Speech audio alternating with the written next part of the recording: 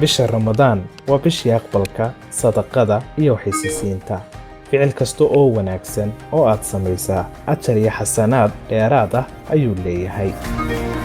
bisha barakaysan gudaheeda Transfer Galaxy waxay idiga caawinaysaa inaad qalbiga ka wada joogtaan. waxaan kuugu bishaaraynayaa inaad khidmad la'aan aad ku dirsan doontaan bisha Ramadaan idinkoo isticmaalaya xaraf sireedka Ramadaan 12.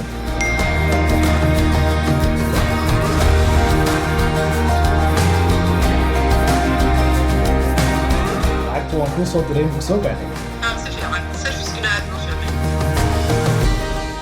رمضان مبارك. Ramadaan Mubaarak.